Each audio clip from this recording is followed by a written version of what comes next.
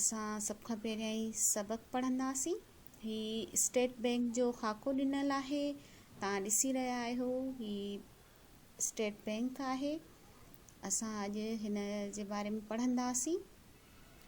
सब खां पहिरियां ई असां सबक पढ़ंदासीं। Bank, state bank.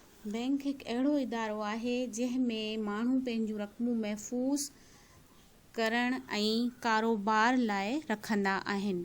हर मुल्क खे हिकु मरकज़ी बैंक हूंदी आहे जेका मुल्की मालियाती कारोबार हलाइण ऐं ज़ाब्ते रखण लाइ उपा वठंदी आहे।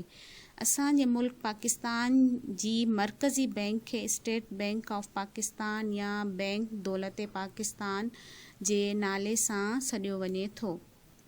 पाकिस्तान जे क़याम खां अॻु अंग्रेज़नि जे दौर में reserve bank of India central bank हूंदी हुई।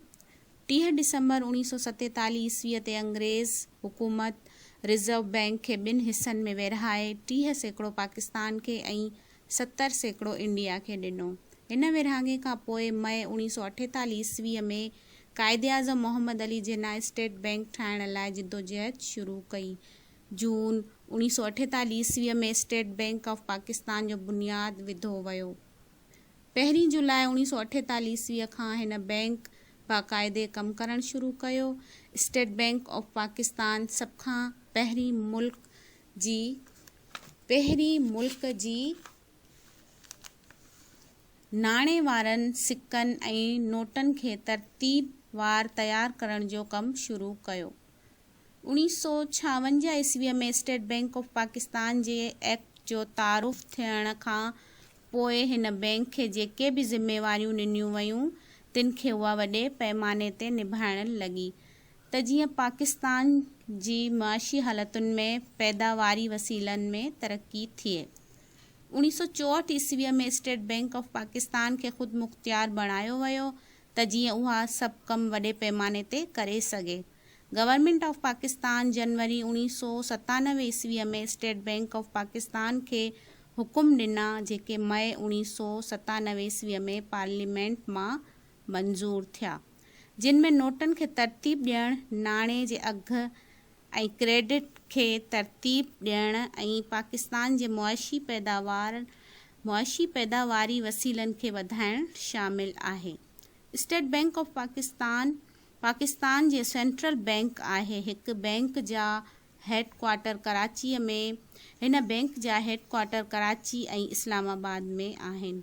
ही बैंक पाकिस्तान जा रिवायती ऐं तरक़ियाती कमु कंदी आहे त जीअं पाकिस्तान मालियाती तौर ते पाण भरो थी सघे। ही रिवायती कमु ॿिनि हिस्सनि में विरहायल आहे।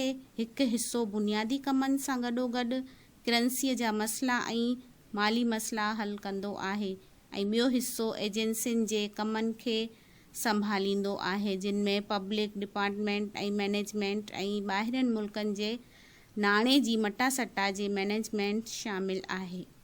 स्टेट बैंक ऑफ पाकिस्तान हाणे नोटनि जा नमूना तब्दील कया आहिनि। उहो क़दम इन्हीअ करे खंयो वियो त जीअं कूड़नि ऐं जाली नोटनि जे कारोबार खे रोके सघिजे।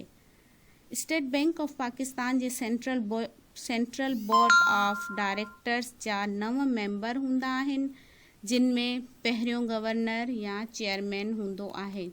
गवर्नर या चेयरमैन जो हिकु सेक्रेटरी हूंदो आहे, बाक़ी 8 डायरेक्टर हूंदा आहिनि।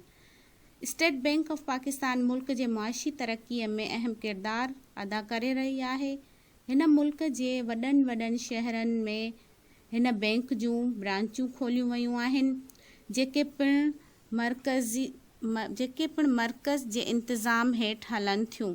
इन खां सवाइ पूरे मुल्क में मुल्की तोड़े गैर मुल्की बैंकूं ऐं ॿिया मालियाती इदारा स्टेट बैंक जे सरपरस्तीअ में सहकार सां कमु कनि था। हाणे असां मश्क जी तरफ़ ईंदासीं। पहिरियों सवाल आहे स्टेट बैंक ऑफ पाकिस्तान कॾहिं वजूद में आई? त इन जो जवाबु आहे स्टेट बैंक ऑफ पाकिस्तान जो बुनियादु सन 1948 ईस्वीअ में आयो। ॿियो सवाल आहे स्टेट बैंक ऑफ पाकिस्तान जा मुख्या कम कहिड़ा आहिनि? इन जो जवाबु आहे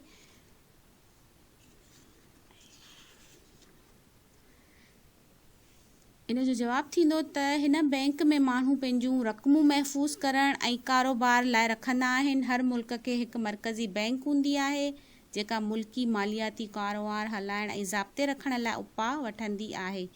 असांजे मुल्क जी पाकिस्तान जी मरकज़ी बैंक खे स्टेट बैंक ऑफ पाकिस्तान या बैंक दौलत पाकिस्तान जे नाले सां सॾियो वञे थो। टियों सवाल आहे स्टेट बैंक ऑफ पाकिस्तान जा हेड क्वार्टर किथे आहिनि? जवाब आहे हिन बैंक जा हेड क्वार्टर कराची ऐं इस्लामाबाद में आहिनि। चौथों सवाल आहे स्टेट बैंक ऑफ पाकिस्तान जी सरबराह खे छा चइबो आहे? त हिन जो जवाब आहे स्टेट बैंक ऑफ पाकिस्तान जे सरबराह खे सेक्रेटरी चइबो आहे। पंजो सवाल आहे state bank of Pakistan J central board of directors जा घणा मेंबर हूंदा आहिनि? इन जो जवाब आहे state bank of Pakistan J central board of directors जा 9 मेंबर हूंदा आहिनि। छहों सवाल आहे पाकिस्तान ठहण खां पोइ रिज़र्व बैंक ऑफ इंडिया जे नाणे मां पाकिस्तान खे केतिरो हिसो मिलियो? त इन जो जवाब थींदो पाकिस्तान ठहण खां पोइ रिज़र्व बैंक ऑफ इंडिया जे नाणे मां पाकिस्तान खे 30% मिलियो। ये हुआ सवाल जवाब ऐं इन सां गॾु ई हेठि ॾिनल आहिनि लफ़्ज़ माना जुमिला। तव्हांखे माना ॿुधायूं था ऐं जुमिला तव्हां पाण ठाहींदव। कारोबार माना ज़ाती नोयत जो कमु, शरह माना तादाद, मालियाती माना पैसनि वारो इदारो, मालियाती इदारो पैसनि वारो इदारो, करंसी पैसा, सहकार जी माना आहे मदद। टियों सवाल आहे मुनासिब जवाब ॻोल्हे ख़ाली जाइनि खे भरियो। इन जो अलिफ आहे स्टेट बैंक ऑफ पाकिस्तान जो बुनियाद सन ख़ाली जाइ ॾिनल आहे जिते लिखिबो 1948 में विधो वियो। बे आहे विरहाङे खां अॻु मुल्क जे मरकज़ी बैंक खे ख़ाली जाइ ॾिनल आहे जंहिंमें असां लिखंदासीं रिज़र्व बैंक नाले सां सॾियो वेंदो हो। जीम आहे स्टेट बैंक ऑफ पाकिस्तान खे ख़ाली जाइ ॾिनल आहे जिते लिखिबो बैंक दौलत पाकिस्तान बि सॾियो वञे थो।